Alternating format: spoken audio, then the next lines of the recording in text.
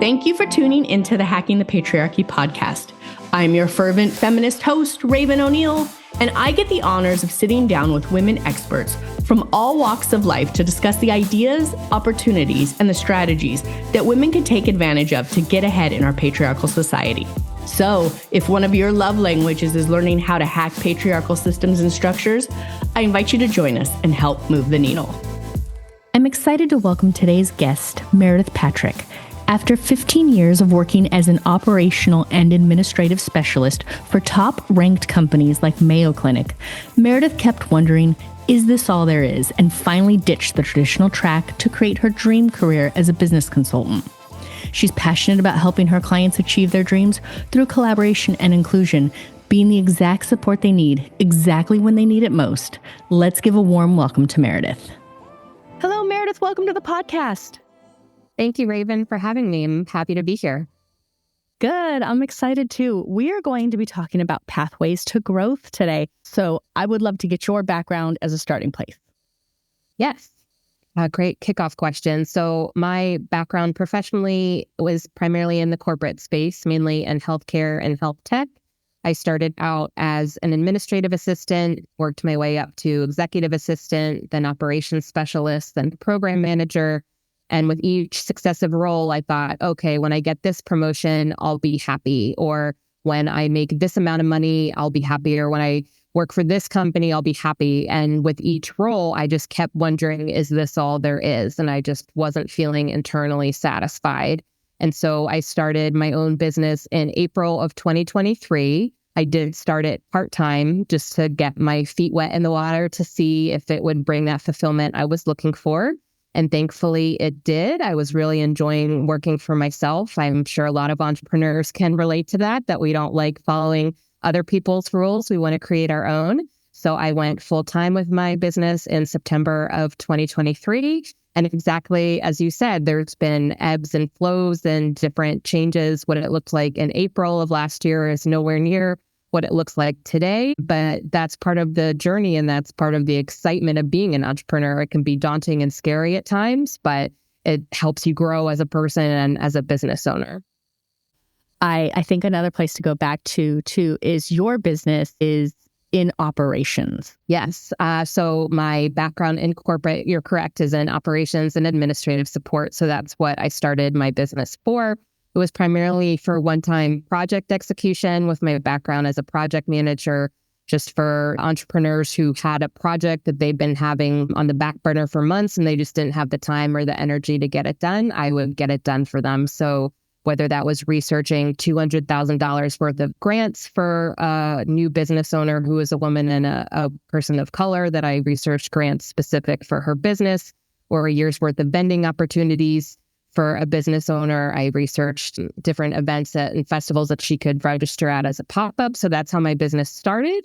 And then it gradually evolved into retainer packages for ongoing operation support. I had people reaching out to me that just wanted monthly support for their business, whether that was setting up a Notion account for a company for them to track their tasks and their clients.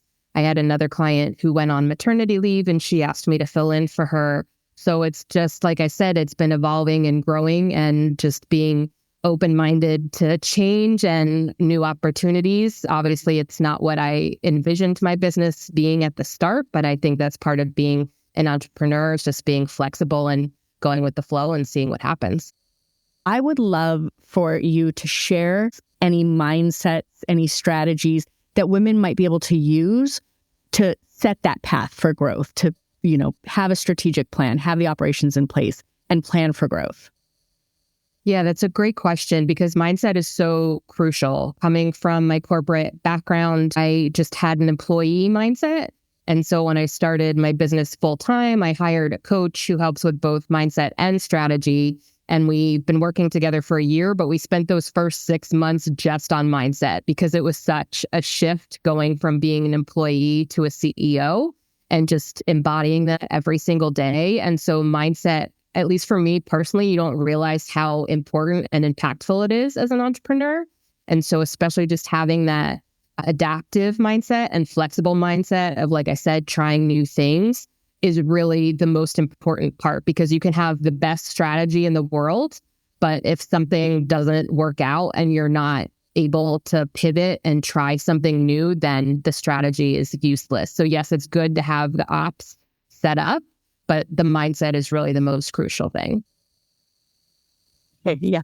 It's funny. A previous episode recently, we talked about that exact same thing. Like, when you're going to do it, hire someone, because you're not going to realize how many things in your mindset are going to stop you or set you back or get in your way. So mindset and entrepreneurship in general is imperative to going back to strategy, because I feel like you just kind of that leap from part-time to full-time, that's actually a pretty big growth step. And so what you put in place and what other listeners might be able to emulate to kind of get ready to take that step, that path to growth. Yeah, definitely. So finances were a big part of it. I wanted to have enough savings just in case I didn't get as many clients as I wanted when I started out. But then just time blocking on my calendar was really crucial, because you want to work on your business as well as in your business, right? You have all the back end stuff of marketing through whatever social media platform you use, doing any sales calls while also doing the actual client work. And so that was really crucial for me. And my friend Nicole has a dream calendar setup guide, Nicole Green, that I highly recommend. That was just life-changing for me in terms of really blocking out your time, because that affects your strategy of how much time do I have to do X and how much time do I have to do Y. And I like seeing the actual week-long picture of my calendar that's nicely color-coded to see what is being dedicated to and when. And so for me, especially starting out, like you said, going from part-time to full-time, just having a grasp of what my day-to-day schedule was going to look like, whether it was like a week from now or several months from now with my retainer clients and recurring revenue. I think that's just really important to focus both on the day-to-day as well as the big picture view as well. You touched on a point there I want to dive a little deeper into, which is you set up these things to kind of have that view, and you work with time blocking, which I think is super important. But there's a piece, and I don't know if you're the right person to answer this, because I know that from an operations background, this might not be a challenge for you. But entrepreneurship, one thing you don't realize is there's no one holding you accountable. You're holding yourself accountable. And oh man, when you're not reporting to someone and you don't have to deliver on things to someone else, accountability can become such a challenge. What would you recommend for staying accountable to yourself? Yes, great point. It is really hard. And that ties into the employee versus CEO mindset, right? As an employee, you have someone telling you what to do and when to do it. And as a CEO, you have to build that framework for yourself. I think community plays a big role in that. At least it did for me. Working remotely as an entrepreneur, as most of us do, and we're isolated working from home, at least I am. It's just me and my dog here. And so having that online community of fellow entrepreneurs and supporters, that if I had a problem with something or was excited about something and wanted to be held accountable, I have a great group of friends and fellow business owners that I can just reach out to help support me. But in terms of personal accountability, I think with my perfectionist tendencies and type A personality, it wasn't as tricky, because I love checking off a to-do list. And that's part of where my project execution services came to be, because I just love doing that and helping other people who it might not be necessarily a good fit for. But I think certainly if you're able to outsource, like I said, I hired a coach because I knew I needed help with the mindset. So if you know you don't have a strength in something and you can get that support from someone who is better at it, I think that can be a really great support as well. I'm also a checkboxer. I need to check the box at least one a day. I'm like, what have I done with my life? Yeah. So I don't know if we're the best people to advise on that here on the podcast. So I'm going to go with yes. Hire someone who will check the boxes for you, who will help you stay in motion. Yeah. Okay. Could I actually go back to what we were talking about though? Because I thought of one extra thing I wanted to. Yes, absolutely. Continue, add on. Regarding the accountability aspect, because I was just talking with a friend about this, that she has all these ideas and doesn't know what she wants to focus on first and what should take priority and when she should do what. And so I like to say that I just help get all your ideas out of your head and onto paper. And so that would be a recommendation as well, even if you don't work with someone, because as entrepreneurs, we all have like a million different things going on in our brains at the same time. So whether it's journaling about it or using something like Notion or just somewhere to keep track of everything. And I feel like that helps with accountability as well, that you're able to just see everything all in one place. And that makes it feel more manageable, that you can take it in bite-sized chunks rather than be overwhelmed by the scale of it. Sage advice. I'm one of those people, I have to like handwrite everything. I'm like, oh no, it'll end up in Notion or somewhere else. But initially I'm like, oh no, what is it? I think totally off topic. But there's that whole motion, I guess, for some people, like the motion of writing it kind of puts it in your brain different. I guess I'm one of those. Okay, let's rewind and look at what your plan was for year one. Because where I want to go is how with growth you have to be strategic and what that might look like for 6 months, year, 3 years, 5 years, 10 years, where your head was at in that first year. Yeah, so my initial plan was to just have several clients a month that I was doing project execution for, because I was pricing it accordingly, that with each project, I was making the amount that I would want to make. And so I did that for the first few months when I was part-time. And like I said, that was just my long-term vision, because I thought like, I'll just try this for a year or so and then see what happens. But the universe had other plans. And several months later, my first retainer client reached out to me. And so that's when I pivoted from just one-time project execution to long-term retainer packages. So I may not be the best person to ask about strategy, because you can plan something and then something else happens that throws a wrench in the works and you just have to pivot. But that goes back to our earlier conversation about flexibility, that I could have been like, oh, I could have said no to that retainer client, right? I could have focused solely on project execution and there wouldn't have been anything wrong with that.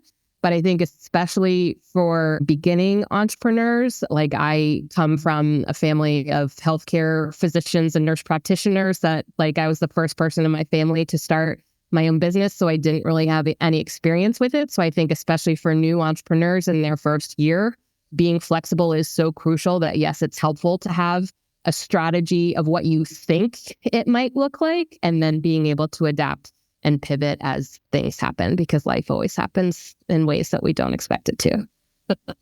So with your experience, are you already planning year 2, year 4, year 8, and so on? So it's interesting because I'm a year and a half into business. I've already had 2 pivots and I'm working on my third one. I have a new service that I'm planning with a business partner, which is really exciting and something new that I haven't done before. So we certainly have like a long-term vision for that. And I'm hoping that that will be successful and take off. And that's what I'll be doing in 5 years. But from my personal experience, I know that things can change. But so that's definitely my goal, at least for the next year, is to work on that new service with her. I like to say we currently have the blueprint ready and we're working on building it out. And so just getting guidance from, like I said, my network of fellow entrepreneurs, as well as experts on go-to-market and marketing, to just kind of get that off the ground. So that's kind of the next phase of my business. So you bring up an excellent point. We've talked about the pivots, and things are always going to be changing, which is so true in entrepreneurship. We're going to talk about the setback. This was the plan. Sometimes it is a pivot. Sometimes it is just a change of direction. Sometimes it is a serious setback. And I'd like to look at whether you've had any setbacks you can tell us the story of, how you tackled it, and how you might advise women to tackle it. Yeah. So one of my first retainer clients, with my retainer packages, I had a clear idea of what I wanted the pricing to be, what the scope of work would entail. and they just wanted to negotiate everything. They didn't like the price I gave them. They didn't like the timeline.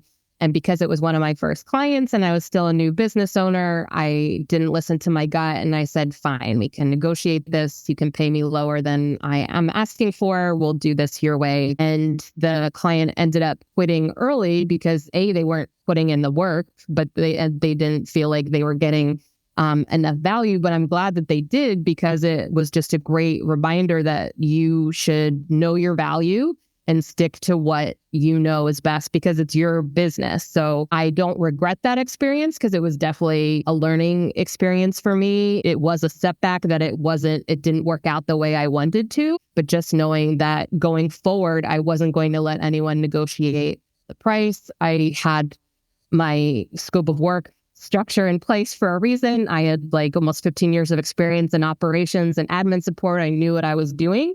And so just not letting anyone second guess you, because then you second guess yourself. And so that was a setback. I'm glad it happened when it did. It did happen very early on when I went full time, because it was the lesson I needed to then do my business full time with the belief and confidence in myself that I didn't necessarily have when I was starting out. For those tuning in, I'm going to throw this out. I don't know if you've had this experience, but I'm going to throw it out for the listeners. You can fire clients too. I feel like whenever you are negotiating heavily or having this pushback at the beginning of a relationship in business, it's usually going to not end well. It's usually in life. It doesn't apply just to business. If you have to negotiate something, they're probably not a good fit, whether it's a romantic partner or a business or a client. But yeah. So true. Like that should be the red flag. I remember the first time someone said that to me, they're like, oh, you need to fire that person. Yeah. I love that someone said that to you, because I was just thinking, again, this was in the beginning when it was just me and I hadn't really built my community yet. And so I know that if I had had my community, exactly as you said, someone would have said, fire that person. They're not the best client. And so it was just part of the issue was me just navigating it on my own. So I always recommend for new entrepreneurs to just try to build your community as early as possible, because then you have that feedback from more experienced people to remind you of things or to teach you things that you didn't even know. Like you and I didn't know, oh, you can fire a client. So to have that feedback while you're still starting out can be really crucial, so that you don't always have to learn those lessons the hard way on your own. I want to talk about the pricing and the value, because you did bring that up. So coming from corporate, I felt like this was the easiest transition for me, because most of my positions in corporate, I was paid hourly. And that was one of the things I didn't like, is that you're getting paid for the amount of time that you put in rather than your expertise. So very early on with my retainer clients, as well as with my project execution clients, it would just be a flat fee. And so that's what I strongly recommend with all of my entrepreneur friends who might be considering switching from hourly to flat fees, that you're getting paid for the value that you're bringing, not the time that you're putting in. So that was one of the things that I didn't struggle with as the business owner, because of that just felt organic to me. Like I said, coming from having worked hourly for so long, I knew that was one of the things I wanted to change when I was the owner of my own business. Wait, I want to jump in there really quick. Sorry. Go ahead. That does. Yeah. Oh, I do want to look at that a little bit, because we talked about the client that negotiates and how that might end tragically. In the beginning, full transparency, I was so guilty of this project-based quoting. Yeah. And almost every time it would scope creep.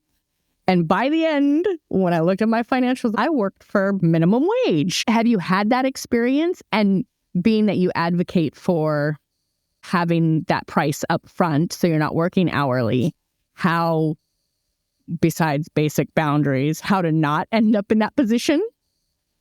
Yeah, so it also goes back to the time blocking that I was mentioning earlier, because what Nicole, my friend, recommended is that you also block time for just like your personal things, right? So you're not just doing it for your business. If I need, like, I'm an introvert and I need quiet time and I like to read like at the end of the day. So I would block like 1 or 2 hours to read from like 3 to 4.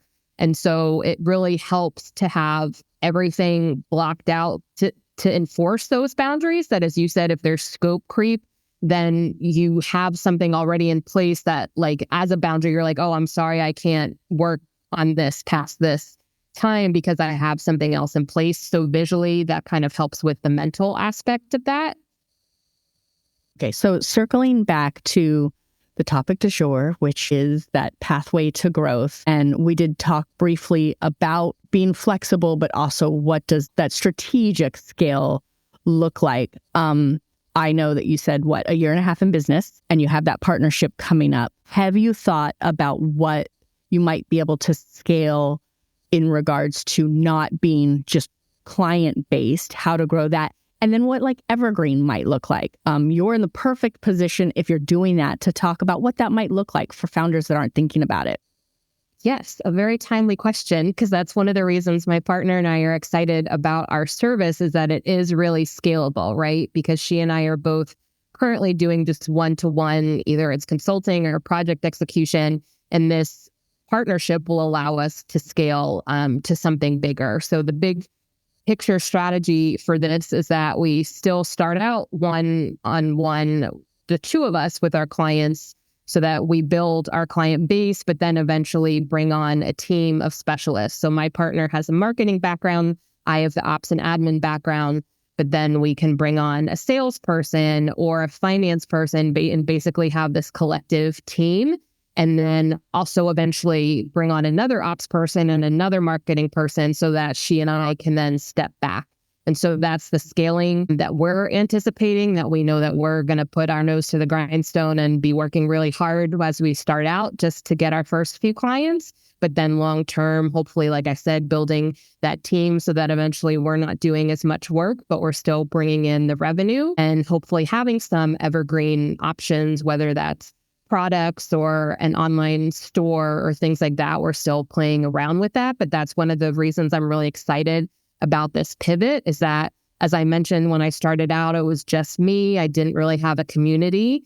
And now a year and a half in, I'm talking with a partner about a really big picture, exciting mission that we have that will allow us to scale and have the life that we want to live, right? Because I feel like a lot of entrepreneurs start their own business to live life on their own terms. And so this new venture that will hopefully scale the way we want it to will enable us to do that.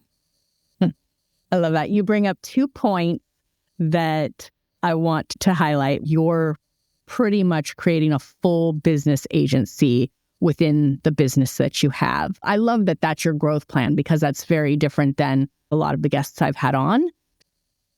It broadens the spectrum of what scale could look like. Have you guys gone beyond that? Will you then also offer turnkey solutions that, the do-it-yourself? Yeah, we haven't gotten that far. We've been meeting every couple of weeks to just brainstorm on things. But that's one of the things I like about it is that there are so many different possibilities. And like I said, I've learned to not say no to anything. If something lights me up or excites me, I definitely will keep that option on the table. But at this point, we haven't gotten that far yet, but still excited to dream about the different options that we'll have. Yeah. I was going to talk about networking. I feel like on this podcast, obviously, community and networking is huge in entrepreneurship because it comes up in every single episode. You had mentioned having that group, and also entrepreneurship's a lonely road. So having, other entrepreneurs to talk to. I ask this of a lot of guests, but how did you meet your network, and how do you recommend women looking for that go about searching? My primary social media platform is on LinkedIn. So this is just from my personal experience of using that platform. Obviously, you can grow a community on Instagram or TikTok or whatever feels familiar to you. But what I did with LinkedIn was I, at first, would just start searching people that I was interested in, whether I wanted to meet other people in the operations space, or when I first started, I was thinking of working with solopreneurs, so looking for solopreneurs, and then just reaching out to them in a direct message or commenting on their post just to form a connection. And 9 times out of 10, everyone was lovely and really kind and willing to hop on a coffee chat. I did a lot of coffee chats my first year in business just to get to know people because it can be really isolating and confusing starting out. And so that's just how I've been able to organically grow my community on LinkedIn. That eventually, one of the questions I would ask in the coffee chat is there anyone you would recommend I connect with? And so it was just kind of a ripple effect that I would always be meeting more people. And as I started posting more on LinkedIn and people would comment on it or follow me or ask questions, it just really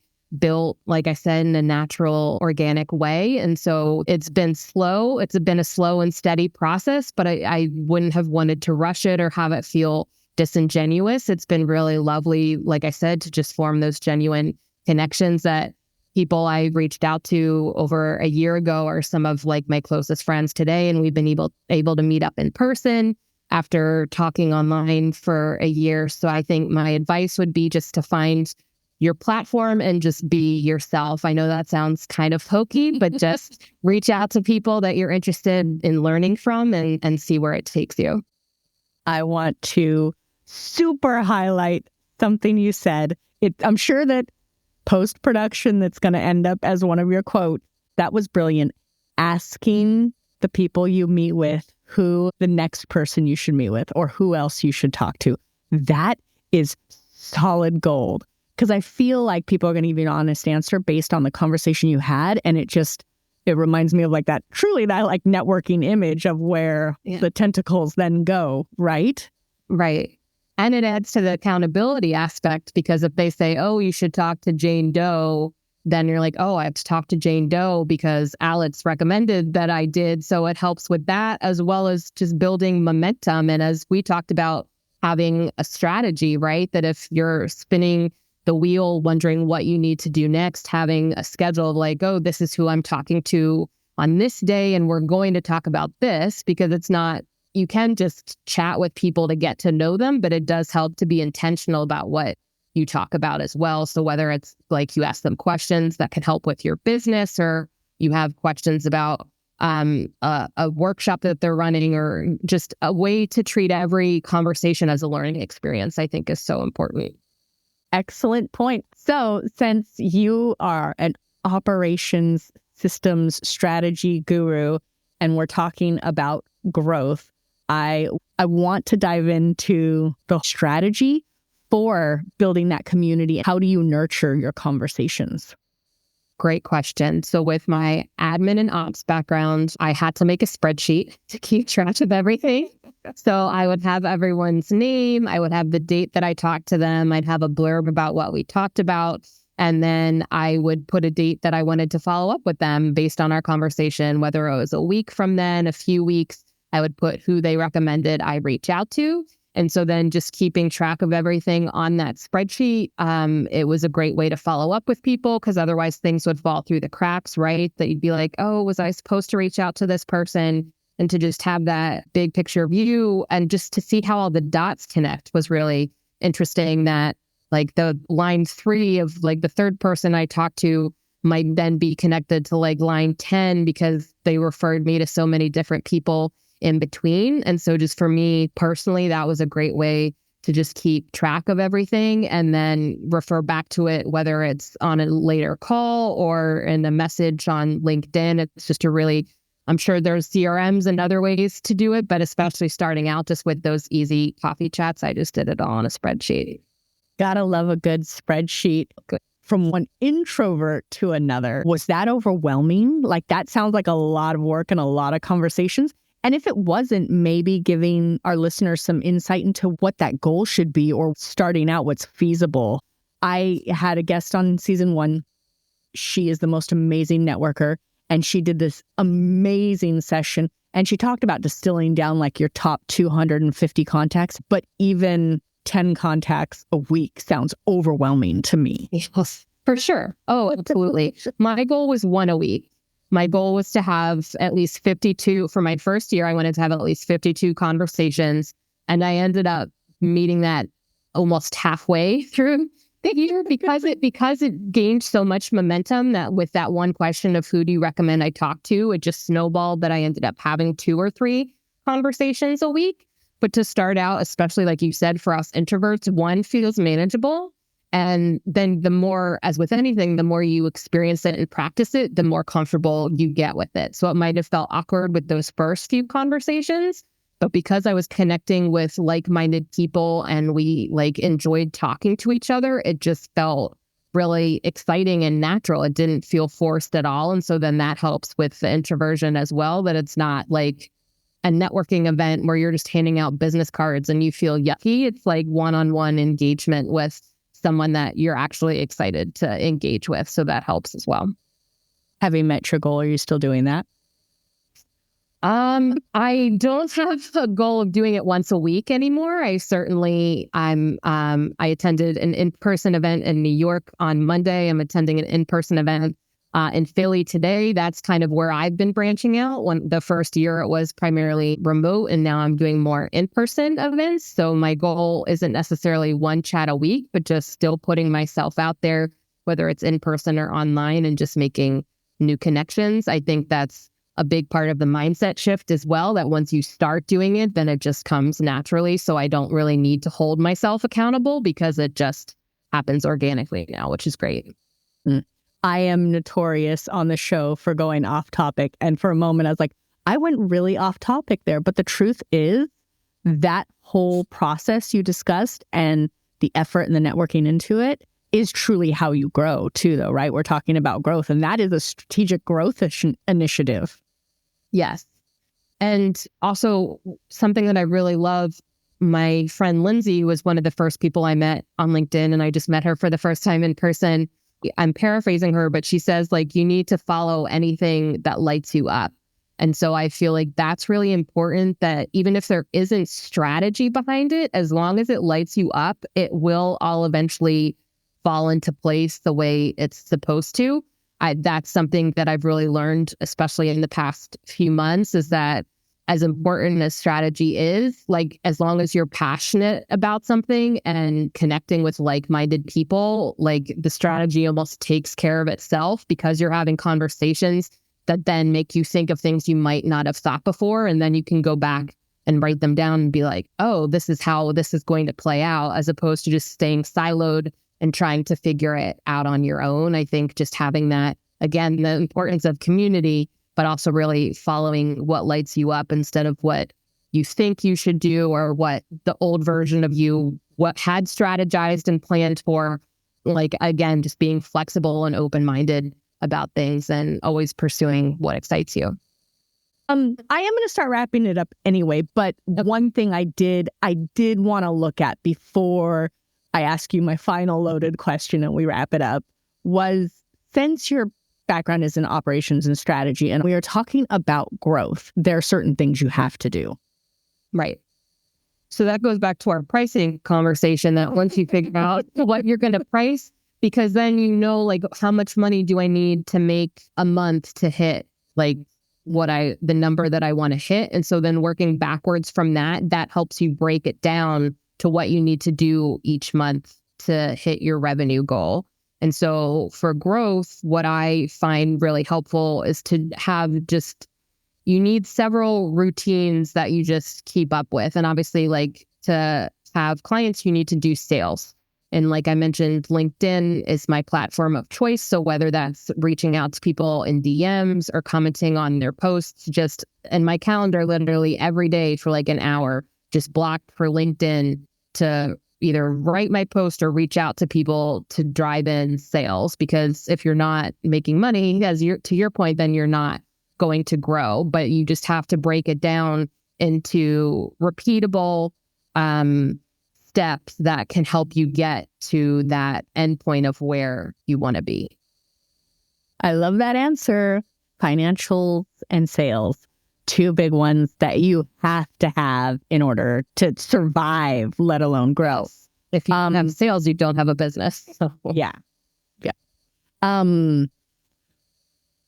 So I like to wrap up every single episode with the same loaded question, which is your top 3 hacks around the topic of interest. So pathways to growth.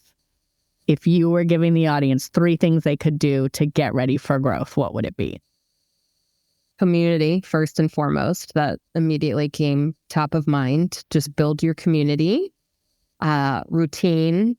to just have a set routine, because as we mentioned, as entrepreneurs, it can be really hard to set your own goals and hold yourself accountable. So just having a routine is really important.